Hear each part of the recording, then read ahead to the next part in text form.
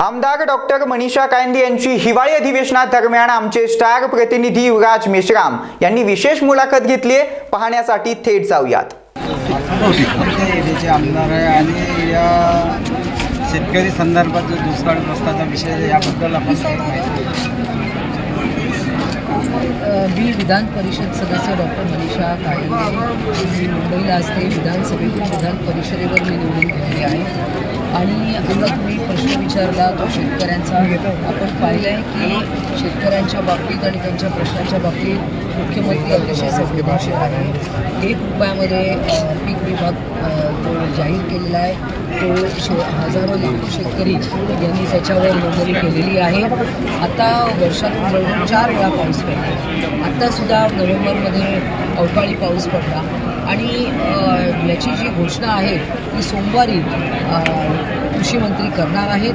त्यामुळे सोमवारी आपल्याला याच्याबद्दल कळेल, परंतु तोवर सगळी सर्वेक्षणं पंचनामे पूर्ण आले। केंद्रीय पथक देखील 3 दिवस महाराष्ट्रामध्ये आहे, विविध ठिकाणी ते जात आहेत। त्यांचा पण अहवाल आल्यावर त्वरितच मदतीचं वितरण होईल।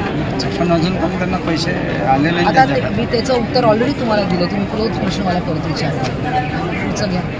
अच्छा, आणि त्याच्यानंतर जो आरक्षणाचा मुद्दा आहे हा कसा काय विषय आहे मराठा आरक्षणासंदर्भात? बघा, मराठा आरक्षणाचा विषय खूप वर्ष आहे, प्रलंबित आहे। मराठा समाजाने अत्यंत शांततापूर्ण आंदोलनं केली, मोर्चे काढले।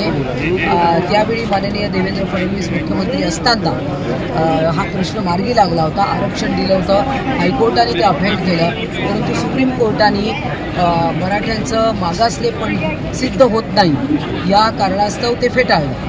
परंतु परत सरकारने क्युरेटिव्ह पिटिशन टाकलं आहे, परंतु केवळ आरक्षणावरच न थांबता अनेक ज्या सारथी, बार्टी, महाज्योती यासारख्या ज्या संस्था आहेत त्यांच्यामार्फत मुलांना मदत मिळणं, मग ते OBC असेल, धनगर असेल आणि ECBCच्या अंडर मराठा मुलांना देखील बऱ्यापैकी मदत त्याच्यामध्ये झालेली आहे।